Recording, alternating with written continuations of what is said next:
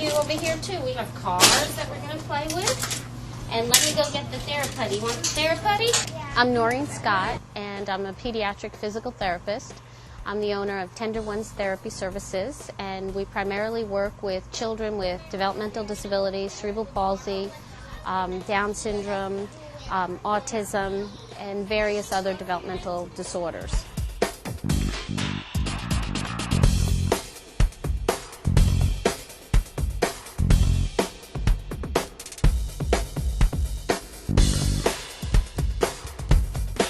How long are you going to hold it for? During the intensive therapy program, the children are here for 3 hours, so it really gives us an opportunity to focus on all of their deficits, from providing hot packs to warm up their muscles prior to doing strengthening and stretching. We put them through some stretching activities and then also strengthening to really focus on all of where their weaknesses are. We then progress to doing using the TheraSuit during the intensive therapy program, and we're able to use the TheraSuit while they're walking on the treadmill or doing balance activities or standing. Then the children are progressed to doing activities in the cage, using the resistance of the bungees and the assistance of the bungees to do jumping, balance activities, inversion exercises. We also use various other activities during this program just to gain the next skills that these children are working on.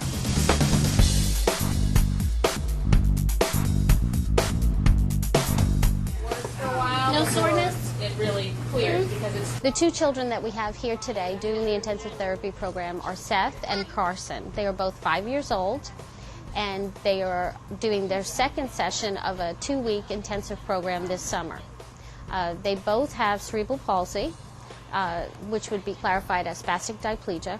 They both are also 1 to 1.5 years status post selective dorsal rhizotomy, and they are both working on balance, standing, walking skills. Seth, you want to do 5 pound on the pole? We start off with the hot packs to warm up his muscles because some children do experience some muscle soreness after doing the program day after day and doing all the strengthening. So we start off with some hot packs and then do some stretching of all their muscles and their joints, and then progress to strengthening exercises. Now Seth what we're working on with him is strengthening his feet and his lower legs. Show me how you press on your pedal. Ready, go! And that's a lot of our focus this program. So I'm having him work with the TheraBand, doing the ankle exercises in all the directions. Okay, got one. Got the rescue EMT. And then also doing this activity of lifting the cars so that he can work on his ankle and his foot strength, which he doesn't typically get an opportunity to do when he's wearing his braces all day long. So this is what we're doing with him, and then also working on some abdominal strengthening. Very good girl. You do 4? And Carson, she was having the hot packs for her warm-up and stretching, and then she was using the universal exercise unit to do her leg strengthening. And we were able to use the pulley system with weights and to do resistance in many different directions. Each of them have an individual program where Carson is working more towards proximal strength of her legs, and Seth we're really progressing to working towards the small muscles of his feet and his legs.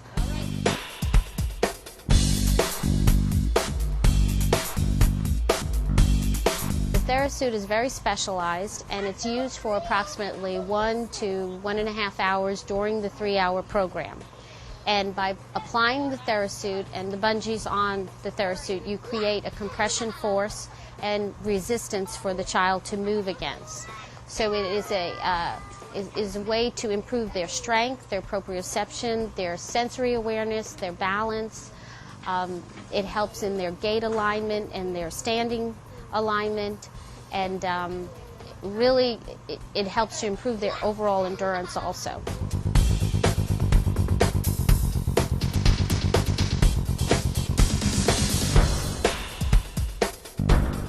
Carson's going to beat us over to that treadmill. One of the skills for both of these children is being able to independently walk. not just in a productive environment here in the office or in the home, but also out in society, going to the mall and being able to walk and have the endurance. So getting these kids on the treadmill, and they're able to do it for 30 minutes. This is an intense amount of time walking and repeating the walking skill here on the treadmill. So that, and getting the muscle endurance, their cardiovascular endurance, and getting that repetition of actually how to walk and keep going. When children walk over level ground and they have CP, they tend to take a few steps and stop. Take a few steps and stop. So they never really get into that pattern of continuous walking like people who are typical developers. So being on the treadmill and being able to extend the time for 30 minutes, we really are able to get that repetition of walking into their system.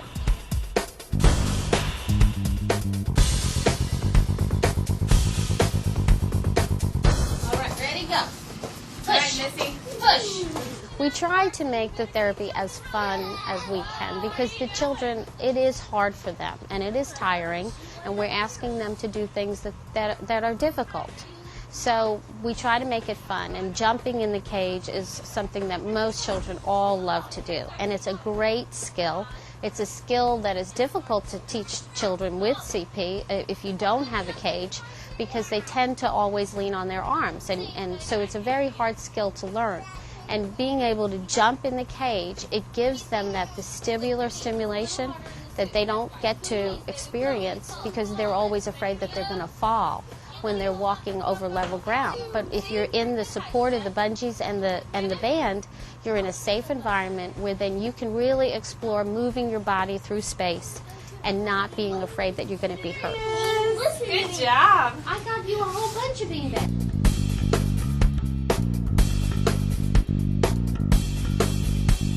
Doing the swing, we also, it's a fun thing for these children, but with Seth, he's pulling on the therotubing, which is resistance for his arms and his trunk. He has to now maintain his balance while he's propelling this swing through space, and it's getting his whole vestibular system awake.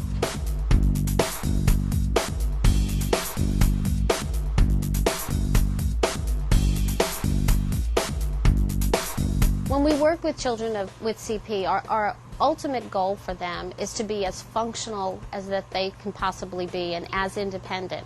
In order to be able to do those skills and be independent, you have to have the building blocks to be able to do that. What those building blocks are getting your range of motion through an acceptable amount, being flexible, being strong, having good balance, having good alignment. By doing the intensive therapy program versus a typical 1-hour session, we have an opportunity to focus on all of the needs of the child within that one day. And then they come back the next day and repeat all of those skills that they had worked on the first day. So by doing an intensive therapy program, because you have the high level of repetition, you are able to get that embedded into their system, that skill that you're working on, so that they can attain that skill much faster. Super duper jumping.